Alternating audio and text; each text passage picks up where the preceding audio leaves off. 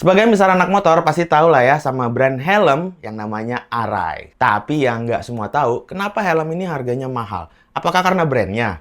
Kualitasnya? Apakah sesimpel karena buatan Jepang jadi mahal? Setelah ngumpulin beberapa data dari Google, dari YouTube, akhirnya gue tahu jawabannya cuy. Alasannya cukup ngagetin gue dan sekarang gue akan beberin semuanya ke kalian. Kita mulai videonya.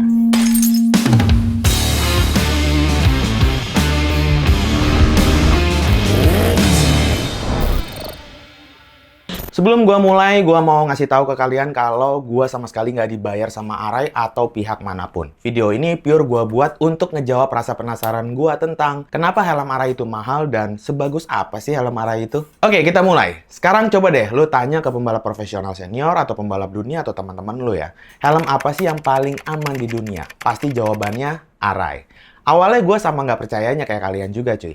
Tapi tunggu sampai gue selesai cerita nih. Jadi Arai adalah perusahaan yang 100% asal Jepang. Pendiri Arai adalah Hirotaki Arai yang kemudian dikelola oleh anak dan cucunya yaitu Michio Arai dan Aki Arai. Bisa dibilang Arai itu adalah nama keluarga atau kalau di Indonesia itu kayak nama marga kali ya. Balik ke zaman dulu, awalnya Arai membuat topi ini nih cuy.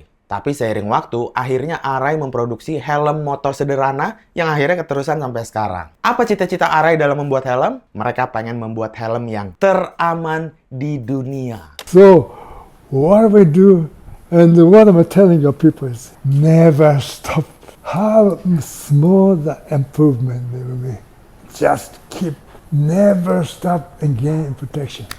Arai memiliki ketertarikan yang dalam sama yang namanya keselamatan. Ibarat orang nih ya, yang dipikirin tuh cuman safety aja. Namanya besar, namun Arai bukanlah perusahaan maha besar yang menggurita. Arai merupakan bisnis keluarga. Tapi karena justru bisnis keluarga lah yang bikin Arai bisa tetap idealis sampai sekarang cuy. Buat Arai, keselamatan bukan cuma jadi nilai jual seperti helm-helm lainnya gitu cuy. Tapi buat Arai, keselamatan itu adalah tradisi. Dan seperti yang kita tahu, orang Jepang tuh sangat menjaga yang namanya tradisi. So jangan heran kalau Arai nggak mikirin sama sekali yang namanya profit, market share, business plan, investor, dan lain-lain. Yang mereka pikirin cuma satu dan hanya satu, keselamatan.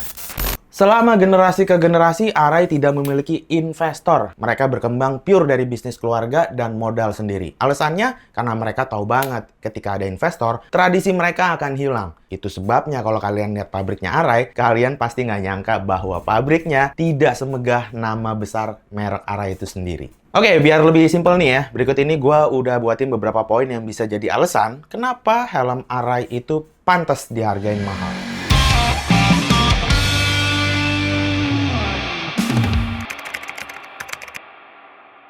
Poin pertama adalah tes uji. Jadi gini nih, untuk bisa menjual sebuah helm dibutuhkan namanya homologasi. Homologasi itu seperti SNI lah kalau di Indonesia ya. Homologasi didapat dari uji tes. Uji tes itu berupa tes banting menggunakan sebuah alat khusus. Ketika helm mengalami benturan, akan didapat angka G-force. Helm baru bisa lulus homologasi kalau angka G-force-nya nggak melebihi ambang batas yang udah ditentuin. Itu skemanya kalau mau dapat homologasi supaya helmnya bisa dijual resmi gitu kan. Tapi lu tahu nggak? Arai nggak peduli sama homologasi. Arai hanya mau bikin helm yang paling aman di dunia.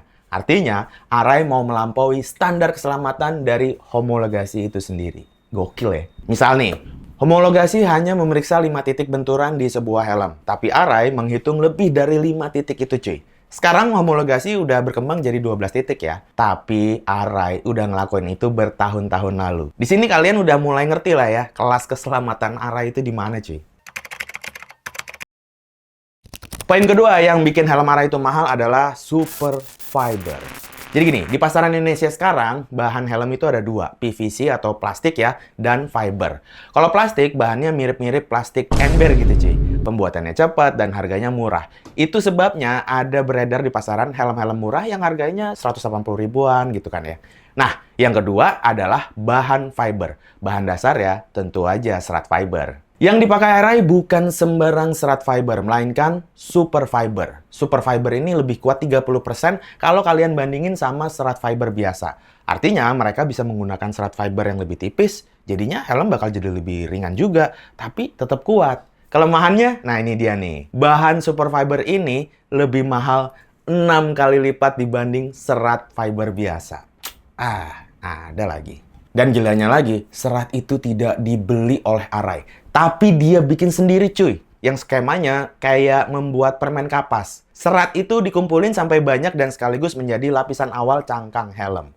Pembuatan cangkang helm itu bukan menggunakan mesin, tapi handmade alias pakai tangan. Yang otomatis, handmade ini jadi poin ketiga dari kelebihan Arai. Jadi setelah cangkang pertama yang tipis itu dibuat, selanjutnya melapisi serat penguat menggunakan bahan yang disebut AR Fabric. AR Fabric ini didesain khusus oleh Arai dan cuma Arai yang punya. Serat ini bentuknya lembaran yang mereka tenun sendiri cuy. AR Fabric akan dipotong-potong sesuai dengan desain helm yang mereka mau buat. Setelah menjadi sebuah cangkang helm, helm ini akan ditimbang. Dan bila beratnya itu tidak sesuai, akan langsung dibuang. Kalau helm dinilai Arai udah aman, lanjut ke proses pemanggangan dengan suhu tertentu. Supaya fibernya itu mateng gitu ya. Dan seterusnya, dan seterusnya. Selanjutnya, proses perapihan. Misal, dengan memotong sisa pinggiran dan membuat lubang ventilasi. Nah, pemotongan atau perapihan ini dilakukan dengan menggunakan mesin laser. Lah, katanya handmade, Bang. Iya. Inilah satu-satunya proses yang menggunakan mesin di pabrik Arai. Tapi bukan tanpa alasan, cuy. Pemotongan menggunakan laser ini bertujuan agar meminimalisir adanya deformasi di sebuah helm. Karena kalau helm itu sampai berubah bentuk 1 mm aja gitu ya, itu akan dianggap berbahaya oleh Arai. So, pemotongan laser ini jadi solusinya. Sisanya, proses pembuatan helm itu dilakuin sepenuhnya pakai tangan. Poin plus lainnya adalah quality control yang ketat. Jika dalam proses pembuatan helm ini ditemukan cangkang helm yang terlalu tipis, helm itu akan dianggap nggak lolos cuy. Sebenarnya helm itu bisa aja tetap lolos homologasi kalau Arai mau jual ya. Tapi balik lagi, Arai nggak peduli sama homologasi. Arai punya standarnya sendiri yang menurut mereka itu melebihi homologasi. Jadi ya, kalau lolos akan ditandatangani, kalau nggak lolos, lagi-lagi cangkang itu langsung dibuang. Kalau kalian punya helm Arai dan kalian buka bagian dalamnya, kalian akan ngelihat ada 2 tanda tangan di bagian dalam helm tersebut. Kenapa 2? Emang penting? Nah, jadi gini nih. Balik ya, sedikit ke tahun 1977. Bos Arai saat itu ada yang mendapati anak buahnya yang sedang melakukan pengecekan 2 kali. Sebelumnya SOP-nya itu hanya sekali gitu cuy. Lalu si bos Arai itu bertanya ke anak buahnya, kenapa lo ngecek 2 kali? Lalu si pegawainya itu bilang, supaya lebih aman pak, karena helm ini akan dipakai sama pembalap profesional, jawabnya. Saat itu bos Arai berpikir, berarti cuma pembalap pro aja nih yang lebih terlindungi. Sedangkan pengendara biasa yang pakai helm Arai enggak gitu. Nah, sejak saat itu, kalian tahu nggak? Arai akhirnya membuka pabrik kedua yang dikhususkan hanya untuk pengecekan kedua. Wey, banyak duitnya cuy. Itu artinya, Arai nggak pengen cuma pembalap pro aja nih yang terjamin. Tapi pengendara motor biasa pun harus sama terjaminnya dengan pembalap. Gila nggak tuh? Poin terakhir yang bisa jadi alasan kalau helm Arai itu mahal adalah bagian inner. Bagian terpenting pada sebuah helm saat menerima benturan itu bukan dari bagian cangkangnya cuy, tapi bagian dalamnya yang berupa busa atau foam yang warnanya putih tuh ya. Foam itu dipres sampai kekerasan tertentu sehingga akhirnya dapat menyerap benturan. Di helm Arai, bagian foam di dalam helm dibuat dengan tingkat kepadatan yang berbeda. Hal ini dilakukan untuk mengakomodasi bentuk kepala yang berbeda dengan jenis benturan yang berbeda-beda pula. Dan Arai adalah satu-satunya perusahaan helm di dunia yang bisa bikin satu foam itu, tapi punya tingkat keempukan yang beda-beda gitu cuy. Jadi kalau kalian tekan nih ya, busa bagian depannya, itu empuknya akan beda dengan bagian busa di sisi pinggir atau bagian lainnya gitu. Nah, bagiannya mana aja gue nggak hafal cuy. Tapi mungkin kalian bisa lihat di website resminya Arai. Oh ya, dan fun fact satu lagi nih. Kalian tahu nggak kalau busa inner yang ada di dalam helm itu ternyata punya massa kadaluarsa. Kenapa? Karena menurut mereka nih ya, seiring waktu, kemampuan busa tersebut untuk meredam benturan tidak sama seperti baru. Maka itu dibuatlah massa kadaluarsa. Dan ini nggak cuma Arai aja sih, tapi hampir semua helm branded punya kadaluarsa. Anjay, gue kira makanan kaleng aja yang ada massa kadaluarsanya.